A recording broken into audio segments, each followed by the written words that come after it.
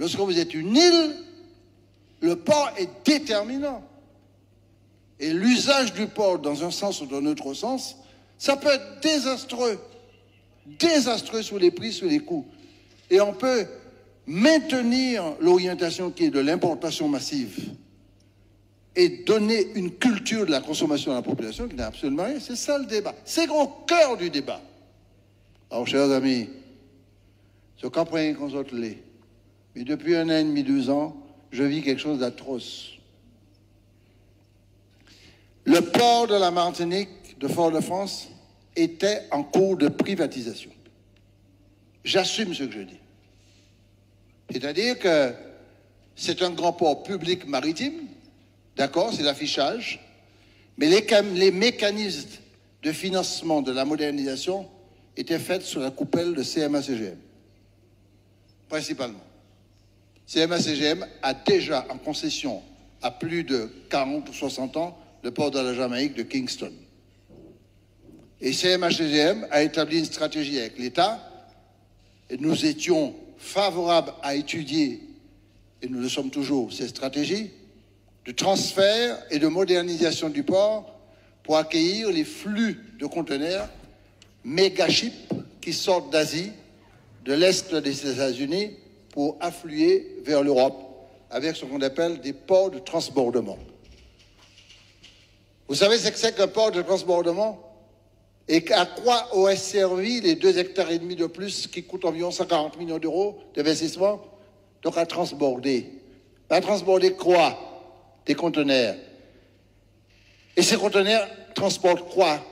I don't know. Je ne sais pas. Moi, pas savent. Parce qu'il fait mai. Nous sommes en 2023.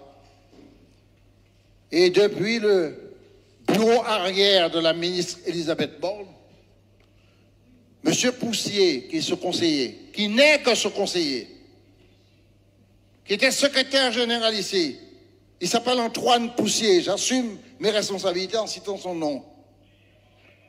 Depuis Paris, à l'arrière-bureau de la Première ministre, a demandé par un texte, je ne peux pas dire qu'il n'a pas fait, de voter dans tel sens et de ne pas voter dans tel sens.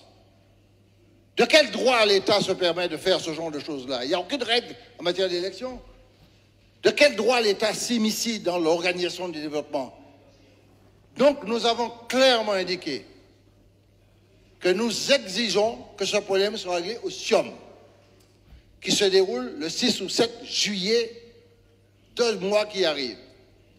Et qu'au SIOM, on revoit la gouvernance du port de Martinique, des ports, mais aussi de l'aéroport, pour mieux impliquer la collectivité conformément à ce qui avait été demandé il y a quelque temps.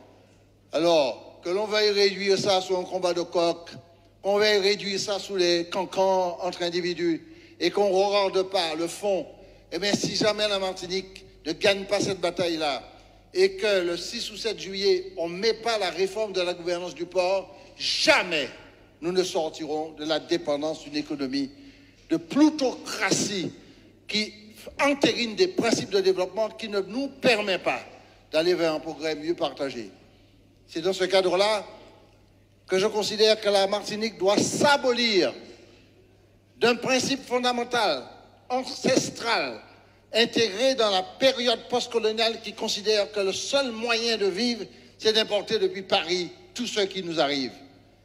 Et que de nous restituer, de nous réinstituer dans le bassin maritime transfrontalier qui est le nôtre, pour à la fois nous connecter et avoir des relations diplomatiques et économiques avec l'ensemble des pays. C'est la raison d'ailleurs pour laquelle nous voulons faire le port du Robert, pour toucher le port, les ports de proximité de la CARICOM. C'est dans ce cadre-là que nous rentrons à la CARICOM. C'est dans ce cadre-là qu'il faut établir des liens avec le Para et le Brésil.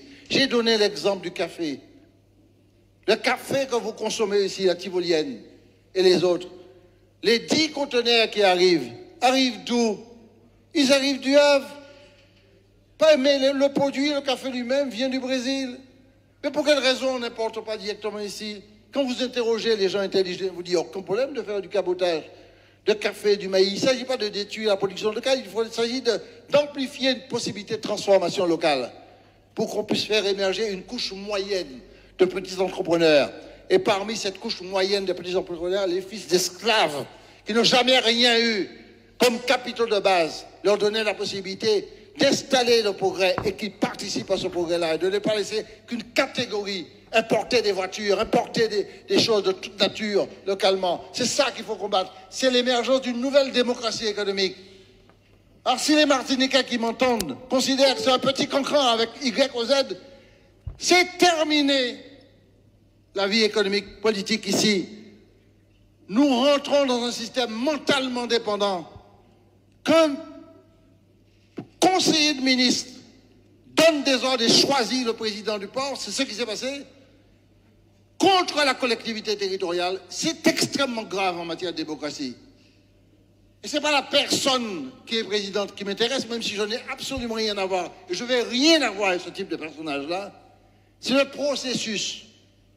Alors ça, ce que lui, il vient de dire, si je pouvais voter dans cette assemblée, j'aurais demandé de transformer ça en motion, qu'on puisse envoyer ça au ministre, lui dire l'Assemblée de Martinique a fait une motion dans tel sens et prendre notre responsabilité. Alors on me dira je suis anti-béquet, je suis moi anti-blanc, moi toute caté. Non, moi coulis, moi pas raciste. Mais arrêtez de nous faire croire clairement que ce pays va bien. Non, ce pays va mal. Parce qu'on refuse, nous nègres, d'assumer nos propres responsabilités derrière nos petits précarés avec des complices de tout ordre qui sont dans des systèmes de concussion de toute nature pour obtenir un poste, pour exister. Eh bien, la fin de ma vie politique arrive, mais avant cette fin-là, je ferai tout pour que ce pays puisse changer. Merci.